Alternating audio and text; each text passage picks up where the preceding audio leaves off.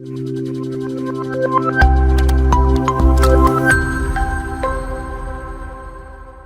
നമ്മൾ ഇനി നോക്കേണ്ടത് ലൈബ്രറി ഓട്ടോമേഷന്റെ സ്റ്റെപ്സ് ആൻഡ് റിക്വയർമെന്റ്സ് ആണ്. അപ്പൊ നമ്മൾ ഒരു ഓട്ടോമേഷൻ പ്രോസസ് ചെയ്യുന്നതിന് മുന്നേ നമുക്ക് ആദ്യം എന്ത് വേണം? നമ്മൾക്കൊരു ക്രൂഷ്യൽ ആൻഡ് കെയർഫുൾ പ്ലാനിങ് വേണം. നമ്മൾക്ക് വ്യക്തമായിട്ടൊരു പ്ലാന് നമ്മൾ എന്ത് ചെയ്യണം? ഉണ്ടാക്കി വെക്കണം. കാര്യം ഈ ഓട്ടോമേഷൻ എന്ന് പറയുന്ന ഒരു കോംപ്ലക്സ് ആയിട്ടുള്ള ഒരു പ്രോസസ്സാണ്. അപ്പൊ അതുകൊണ്ട് അതിനെ പ്ലാനിങ് അത്യാവശ്യമാണ്. അത് പ്ലാനിങ് ഉണ്ടെങ്കിൽ മാത്രമേ ഈ ഓട്ടോമേഷൻ സക്സസ്ഫുൾ ആവത്തുള്ളൂ. അപ്പൊ നമ്മൾ കെയർഫുൾ ആൻഡ് ക്രൂഷ്യൽ പ്ലാനിങ് ഉണ്ട്. അപ്പൊ ഇനി കെയർഫുൾ ആൻഡ് ക്രൂഷ്യൽ പ്ലാനിങ് നമ്മൾ വേണമെന്ന് പറഞ്ഞു. ഈ പറയുന്ന പ്രോസസ്സിന് സ്റ്റെപ്സ് ഉണ്ടല്ലോ, ഓട്ടോമേഷന് സ്റ്റെപ്സ് ഉണ്ട്. അപ്പൊ നമുക്ക് സ്റ്റെപ്സ് എന്തൊക്കെയാന്ന് നോക്കാം. ഒന്നാമത്തത് അസസ്മെന്റ് ആണ്. അസസ്മെന്റ് എന്ന് പറഞ്ഞാൽ മറ്റൊന്നുമല്ല, നമ്മളുടെ ലൈബ്രറിയുടെ സ്ട്രെങ്തും വീക്ക്നെസ്സും റിക്വയർമെന്റും നമ്മൾ മനസ്സിലാക്കണം. നമ്മുടെ ലൈബ്രറിയിൽ ഓട്ടോമേഷൻ വേണമെന്നുണ്ടെങ്കിൽ അതിന്റെ എങ്ങനെയുള്ള ഒരു ഓട്ടോമേഷൻ ആണ് വേണ്ടത്.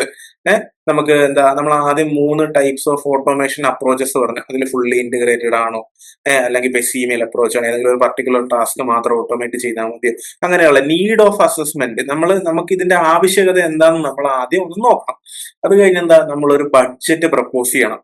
നമ്മളുടെ ഡീറ്റെയിൽ ആയിട്ടുള്ള ഒരു ബഡ്ജറ്റ്, അതായത് എത്ര രൂപ ഇതിനായിട്ട് ചെലവാകും, അത് മാത്രമല്ല അത് എങ്ങനെയുള്ള ബഡ്ജറ്റ് ആണെന്ന് നമ്മൾ ശ്രദ്ധിക്കണം. ബഡ്ജറ്റിലുള്ള അഡ്വാൻറ്റേജ് ബഡ്ജറ്റിങ് ചെയ്ത് കഴിഞ്ഞാൽ നമുക്ക് ആ ഒരു ബഡ്ജറ്ററി കൺസ്ട്രെയിനിന്റെ ഉള്ളിൽ നിന്നുകൊണ്ട് തന്നെ നമുക്ക് ഈ പറയുന്ന പ്രൊജക്ട് അല്ലെങ്കിൽ നമ്മുടെ ഈ പറയുന്ന ഓട്ടോമേഷൻ പ്രോസസ്സ് കംപ്ലീറ്റ് ചെയ്യാൻ പറ്റും. അടുത്തത് എന്താ വേണ്ട? Hardware and software selection. Hardware സെലക്ഷനിൽ പറയുന്ന മറ്റൊന്നുമില്ല, നമ്മളുടെ ലൈബ്രറിക്ക് വേണ്ട, അല്ലെങ്കിൽ നമ്മൾ ഓട്ടോമേറ്റ് ചെയ്യാൻ പോകുന്ന ലൈബ്രറിക്ക് വേണ്ട ഒരു പർട്ടിക്കുലർ ഹാർഡ്വെയർ, ഇന്ന ടൈപ്പ് ഹാർഡ്വെയർസ് ആയിരിക്കുമല്ലോ വേണ്ടത്.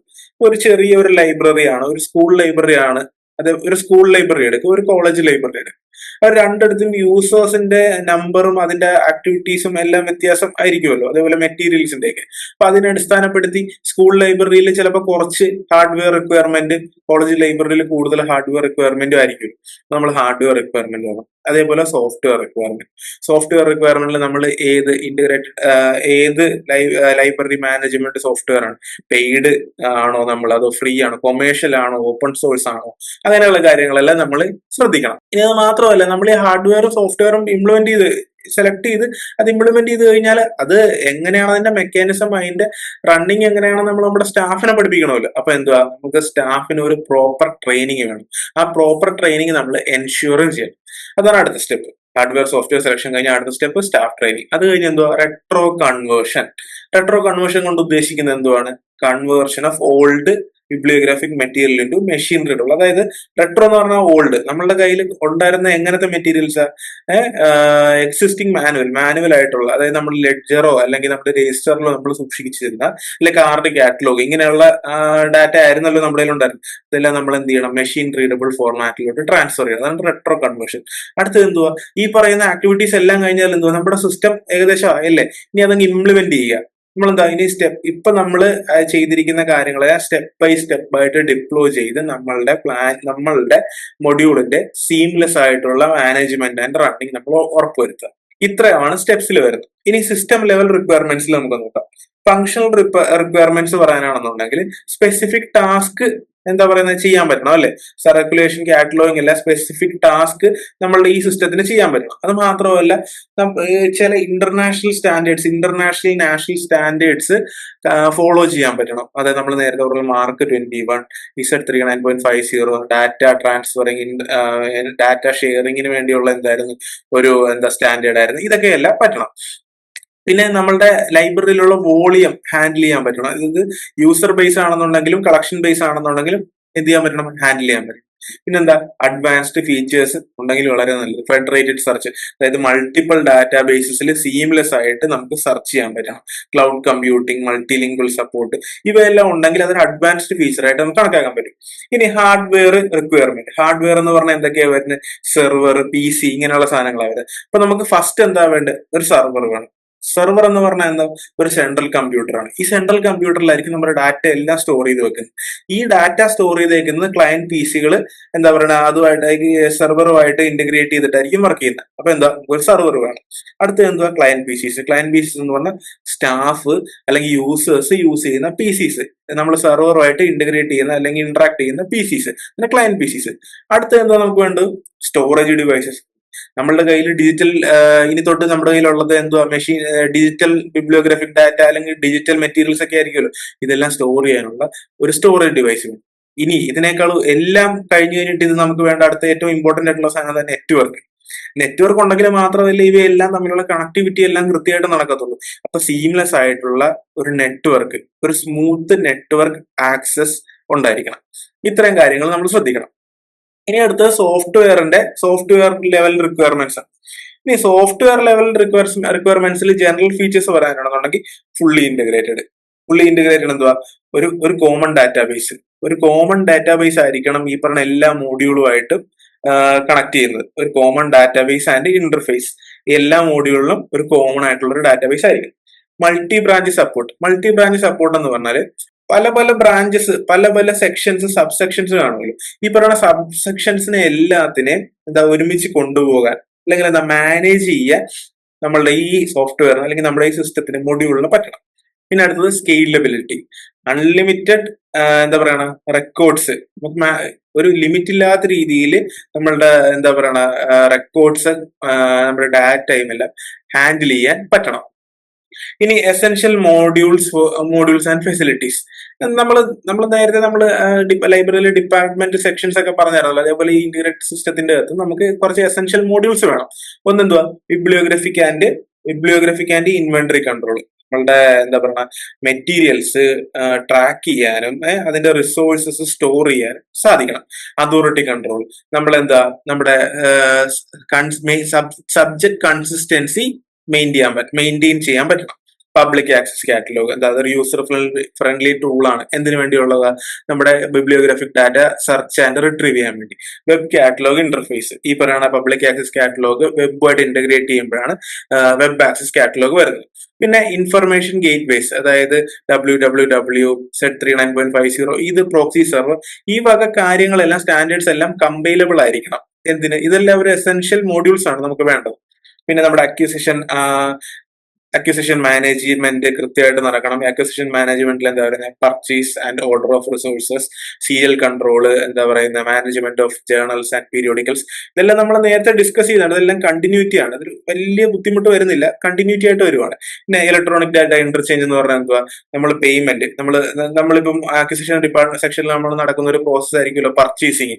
അപ്പൊ നമ്മൾ പേയ്മെന്റ് ചെയ്യണമല്ലോ, അതെല്ലാം ഓട്ടോമാറ്റിക് ആയിട്ട് പേയ്മെന്റ് നടക്കുക. ആ പരിപാടി, വെണ്ടേഴ്സിന് പേയ്മെന്റ് പോവുക അല്ലെങ്കിൽ അതിന്റെ ഓർഡറിങ് നടത്തുക, അതാണ് EDAയിൽ വരുന്നത്. റിസർവേഷൻ, നമ്മുടെ മെറ്റീരിയൽസ് ഹോൾഡിങ്സ് ആൻഡ് ഹോൾഡ് ചെയ്യാനും അത് റിസർവ് ചെയ്യാനും സാധിക്കുക. Circulation control, loan, borrow, return, renewals, fine, ഇതെല്ലാം പറ്റണം. പിന്നെ statistical and reports and statistics. ഈ റിപ്പോർട്ട് ആൻഡ് സ്റ്റാറ്റിസ്റ്റിക്സ് കൊണ്ട് നമുക്കൊരു അഡ്വാൻറ്റേജ് ഉണ്ടെന്ന് നമ്മൾ ആദ്യം പറഞ്ഞായിരുന്നല്ലോ. എന്തുവായിരുന്നു, ഡിസിഷൻ മേക്കിംഗ് നമുക്ക് റിപ്പോർട്ട്സ് ആൻഡ് സ്റ്റാറ്റിസ്റ്റിക്സിന്റെ ആവശ്യം. പിന്നെ അഡ്മിനിസ്ട്രേറ്റീവ് സെറ്റിംഗ്സ്, പിന്നെ കുറച്ച് സ്റ്റാൻഡേർഡ്സ് ആണ്. നമ്മൾ നേരത്തെ പറഞ്ഞായിരുന്നല്ലോ, ചില സ്റ്റാൻഡേർഡ് പ്രോട്ടോകോൾസ് ആണ് Z39.50. ഇതെല്ലാം റിപ്പീറ്റ് ആയിട്ട് വരുവാണ്. മാർക്ക് 21, ഈ പറയുന്ന സ്റ്റാൻഡേർഡ്സിന്റെ കമ്പൈലേഷൻ. പിന്നെന്താണ്, കോപ്പി കാറ്റലോഗ് ക്ലയന്റ്, അതായത് നമ്മുടെ കയ്യിലുള്ള എക്സിസ്റ്റിംഗ് ആയിട്ടുള്ള ഡാറ്റ ഇമ്പോർട്ട് ചെയ്യാൻ വേണ്ടി പറ്റുന്ന ഒരു പ്രോസസ്സാണ്. പിന്നെ ഡിജിറ്റൽ മീഡിയ ആർക്കൈവ്, നമ്മൾ പറഞ്ഞായിരുന്നല്ലോ, നമുക്ക് ഹാർഡ്വെയർ മെക്കാനിസത്തിൽ നമുക്ക് വേണ്ട സ്റ്റോറേജ് എന്ന് പറയുന്ന ഒരു ആക്ടിവിറ്റി പറഞ്ഞായിരുന്നല്ലോ. അപ്പൊ നമ്മളുടെ കയ്യിലുള്ള ഡിജിറ്റൽ മീഡിയ അല്ലെങ്കിൽ മൾട്ടിമീഡിയ ഫയൽസ് എല്ലാം നമുക്ക് സ്റ്റോർ ചെയ്യാൻ പറ്റണം. അപ്പൊ ആ ഒരു മെക്കാനിസം വേണം. Funding, accounting, Billings, financial management, outreach service എന്ന് പറഞ്ഞാൽ ഈ ലൈബ്രറിയിലുള്ളതല്ലാതെ നമ്മുടെ കമ്മ്യൂണിറ്റിയെ, നമ്മുടെ യൂസേഴ്സ് അല്ലാത്ത കമ്മ്യൂണിറ്റീനെ സെർവ് ചെയ്യാൻ വേണ്ടി സാധിക്കണം. പിന്നെ Inter library loan, Inter operability, web 2.0 support, ഇതെല്ലാം റിപ്പീറ്റ് ആണ്. നമ്മൾ നേരത്തെ പറഞ്ഞ കാര്യങ്ങളെല്ലാം വീണ്ടും വീണ്ടും റിപ്പീറ്റ് ആയി വരുവാണ്. ഇനി നമ്മൾ നോക്കാനാണെന്നുണ്ടെങ്കിൽ കുറച്ച് സ്റ്റാൻഡേർഡ്സ് ആണ്. ആ സ്റ്റാൻഡേർഡ്സ് ജസ്റ്റ് എന്താണെന്ന് മാത്രം നമ്മൾ നോക്കിയാൽ മതി. വേറെ ഇതിൽ ബുദ്ധിമുട്ട്, ഇതെല്ലാം ഈസി ആയിട്ട് മനസ്സിലാകുന്ന രീതിയിൽ ഓരോ സ്റ്റാൻഡേർഡ് എന്താണെന്ന് മാത്രമേ പറ്റുള്ളൂ. നമ്മൾ ഒരുപാട് തവണ പറഞ്ഞ ഒരു സ്റ്റാൻഡേർഡ് ആണ് IZ39.50. അത് എന്തിനു വേണ്ടിയുള്ള ഒരു പ്രോട്ടോകോൾ ആണ്? ഇൻഫർമേഷൻ റിട്രീവൽ ആൻഡ് ഇന്റർചേഞ്ചിന് വേണ്ടിയുള്ള പ്രോട്ടോകോൾ ആണ്.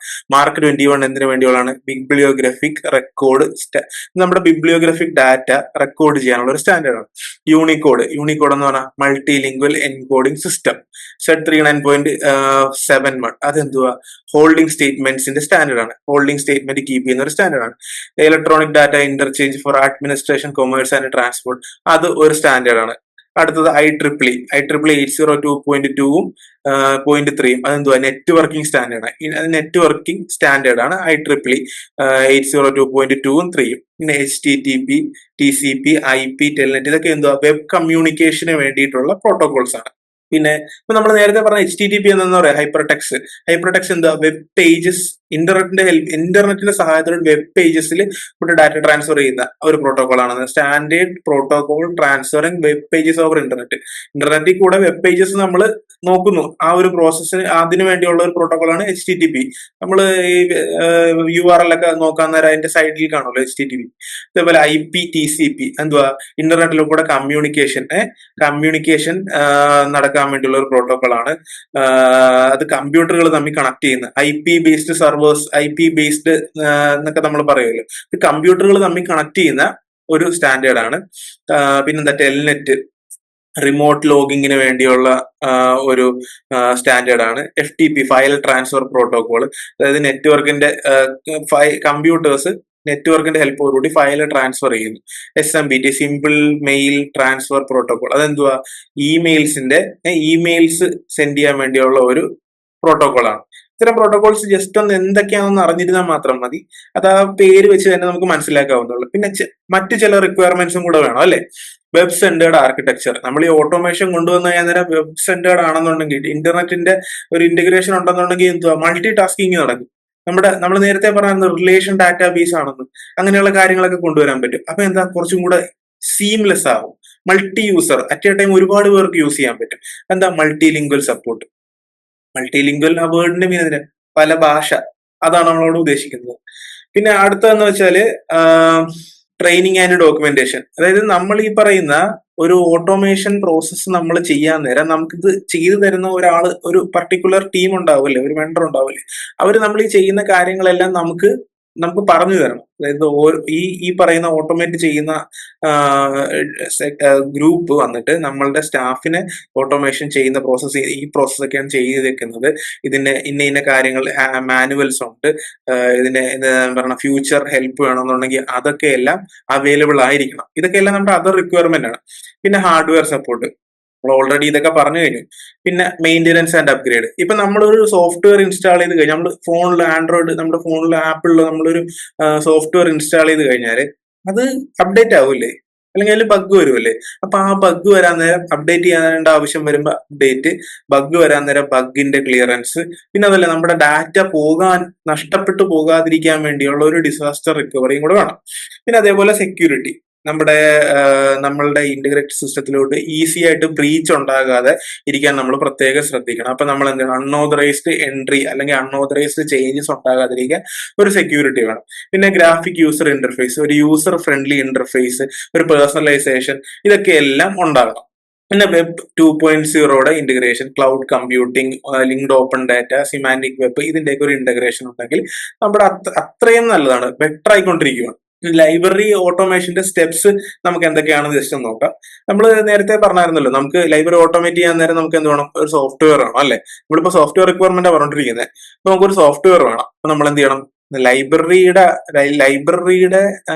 എന്താ പറയണ, ലൈബ്രറി ഏത് ടൈപ്പ് ലൈബ്രറി ആണെന്ന് മനസ്സിലാക്കിയിട്ട് നമ്മളൊരു സോഫ്റ്റ്വെയർ സെലക്ട് ചെയ്യണം. എന്തുവാ? പെയ്ഡ് ആണോ, അൺപെയ്ഡ് ആണോ, കൊമേഴ്ഷ്യൽ ആണോ എന്നൊക്കെ നോക്കിയിട്ട് അത് സെലക്ട് ചെയ്യണം. അതുപോലെ ഹാർഡ്വെയർ സെലക്ട് ചെയ്യണം. എന്തുമാത്രം ഹാർഡ്വെയർ റിക്വയർമെന്റ്സ് ഉണ്ട്, സെർവർ, PCs, സ്റ്റോറേജ്, നെറ്റ്വർക്ക്സ്, ഇതെല്ലാം വേണം.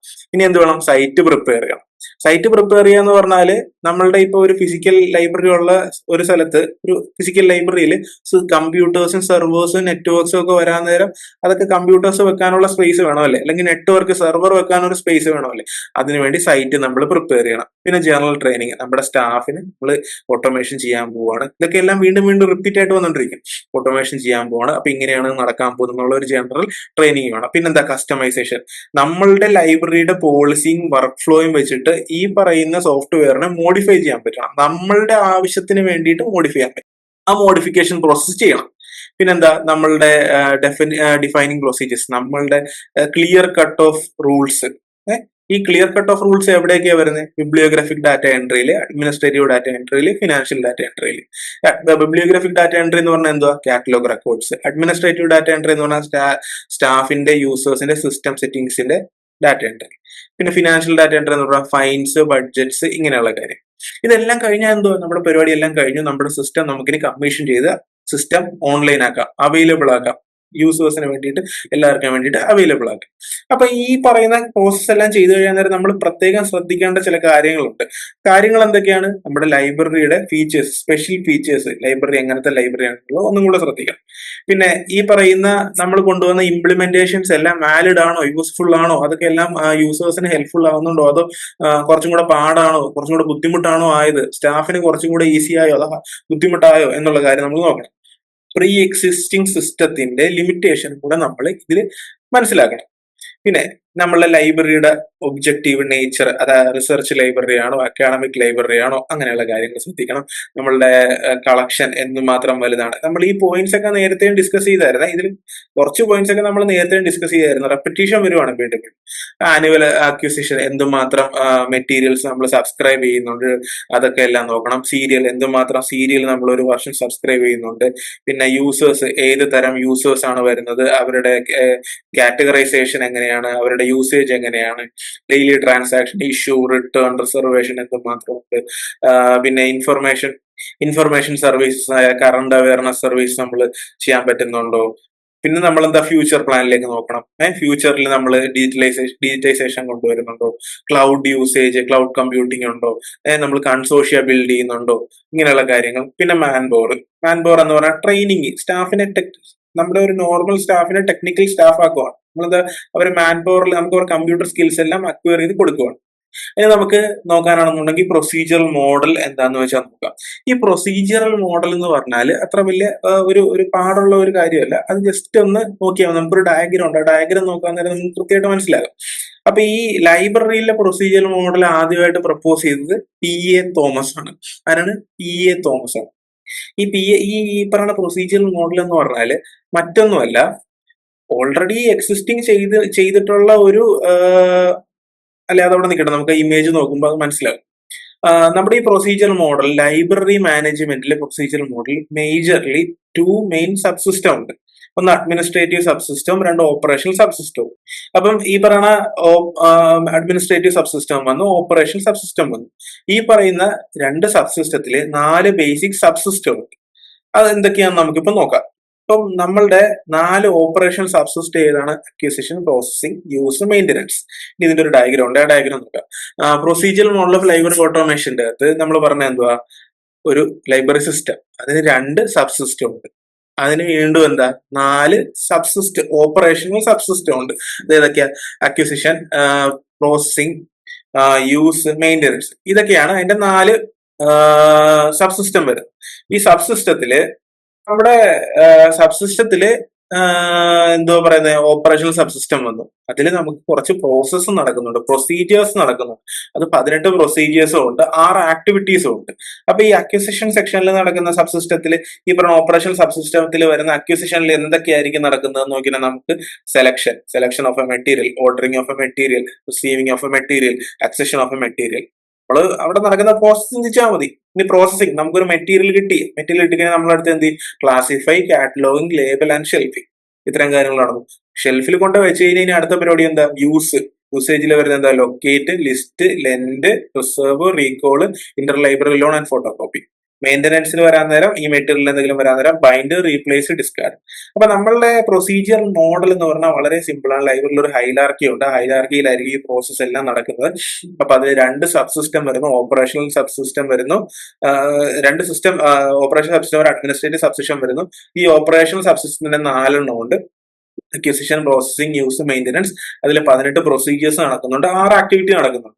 ഇനി ഈ പറഞ്ഞ പ്രൊസീജിയേഴ്സിൽ 6 കോർ ആക്ടിവിറ്റീസ് ഏതൊക്കെയാണെന്ന് നോക്കാം. ഇനിഷ്യേറ്റ് എന്ന് പറഞ്ഞാൽ എന്താ? ഒരു ആക്ടിവിറ്റി, ഒരു പർട്ടിക്കുലർ ആക്ടിവിറ്റി സ്റ്റാർട്ട് ചെയ്യുന്നു. എന്നാൽ നമ്മളൊരു ഒരു ബുക്ക് അല്ലെങ്കിൽ ഒരു മെറ്റീരിയൽ അല്ലെങ്കിൽ ഒരു ജേർണൽ പർച്ചേസ് ചെയ്യാൻ വേണ്ടി പോകുന്നു. Initiating a request to purchase a book or material, anything. നമ്മൾ എന്താ ഒരു പ്രോസസ് സ്റ്റാർട്ട് ചെയ്യുന്നു. ഇനി ഓതറൈസ്, നമ്മളൊരു എന്താ പറയുക, ഗിവിംഗ് എ ഫോർമൽ അപ്രൂവൽ. ഒരു പ്രോസസ് സ്റ്റാർട്ട് ചെയ്ത് അത് പ്രൊസീഡ് ചെയ്യുന്നതിന് മുന്നേ നമ്മൾ എന്തോ ഒരു ഫോർമൽ അപ്രൂവൽ കൊടുക്കും. അതാണ് ഓതറൈസ്. ആക്ടിവേറ്റിൽ നമ്മൾ ഡൂയിങ്, നമ്മൾ ചെയ്യുക. ആക്ടിവേറ്റ് ഇതൊന്നും വേറെ ഒന്നുമല്ല, നമ്മൾ ഒരു അപ്രോപ്രിയേറ്റ് ആക്ഷൻ എടുത്തിട്ട് ഒരു പ്രോസസ്സിനെ ഇംപ്ലിമെന്റ് ചെയ്യുക. അതാണ് ആക്ടിവേറ്റ് എന്ന് പറയുന്നത്. Record, documentisation or noting of an action taken. നമ്മൾ ഒരു ആക്ടിവിറ്റിയുടെ നമ്മളൊരു ആക്ടിവിറ്റി, ഒരു ആക്ഷൻ നമ്മൾ ചെയ്തു, ഒരു പ്രവൃത്തി നമ്മൾ ചെയ്തു കഴിഞ്ഞാൽ അതിനെ എന്ത് ചെയ്യണം? ഡോക്യുമെന്റ് ചെയ്ത് നമ്മൾ സൂക്ഷിക്കണം. എന്തുവാ അത്? ഐദർ ഫിസിക്കൽ ഓർ ഡിജിറ്റൽ ആയിട്ട് നമ്മളത് കീപ്പ് ചെയ്യണം. റിപ്പോർട്ട്, നമ്മളിപ്പോ ഒരു ബുക്ക് ആ ബുക്കിന്റെ പർച്ചേസ് ഓർഡർ കൊടുത്തു, അത് ഓതറൈസ് ചെയ്തു, അത് എന്താ പറയുക, പർച്ചേസ് നമുക്ക് കിട്ടി, നമുക്ക് ബുക്ക് കിട്ടിയത് നമ്മൾ എന്ത് ചെയ്ത്, ബുക്ക് കിട്ടിയെന്നുള്ള റെക്കോർഡ് ചെയ്ത് ഇനി അടുത്ത് എന്താ വേണ്ടത്? നമ്മൾ സ്റ്റാഫിനെ, യൂസേഴ്സിനെ റിപ്പോർട്ട് അറിയിക്കണം. അതൊരു ഉദാഹരണം പറഞ്ഞാൽ അതുപോലെ റിപ്പോർട്ട് എന്താ? നമ്മൾ notifying staff or users, procedure complete ആയെന്ന് റിപ്പോർട്ട് ചെയ്യാം. ഇനി എന്താ? ക്യാൻസലിങ്, നമ്മൾ ഈ ഒരു പർട്ടിക്കുലർ പ്രോസസ്സ് ചെയ്തുകൊണ്ടിരിക്കുകയാണ്, അത് എന്താ യൂസ്ഫുൾ അല്ല, ഹെൽപ്ഫുൾ അല്ല എന്ന് മനസ്സിലാക്കി കഴിഞ്ഞാൽ എന്തുവാ? നമ്മളത് റിവോക്ക് ചെയ്യുക അല്ലെങ്കിൽ ക്യാൻസൽ ചെയ്യുക. അതാണ് 6 ആക്ടിവിറ്റീസ് വരുന്നത്. ഇനി ടാസ്ക് എന്ന് പറയുന്ന പ്രോസസ്സിന്റെ ഒരു ഡെഫിനിഷൻ ആയിട്ട് പറയാനാണെന്നുണ്ടെങ്കിൽ, ഒരു സ്പെസിഫിക് ജോബിനെ ചെയ്യാൻ വേണ്ടി ഗ്രൂപ്പ് ഓഫ് ഓപ്പറേഷൻസ് നടത്തും.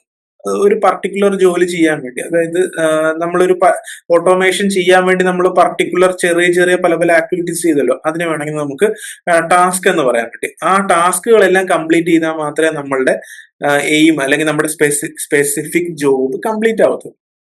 അപ്പൊ ഈ പറഞ്ഞ ആസ്ലിബ്, അസോസിയേഷൻ ഫോർ ഇൻഫർമേഷൻ മാനേജ്മെന്റിന്റെ അടിസ്ഥാനം മീൻസ് അവര് ടാസ്കിനെ 2 മേജർ കാറ്റഗറീസ് ആയിട്ട് ഡിവൈഡ് ചെയ്തിട്ടുണ്ട്. ഒന്ന് കോർ ടാസ്കുകളും സപ്പോർട്ടിംഗ് ടാസ്കുകളും.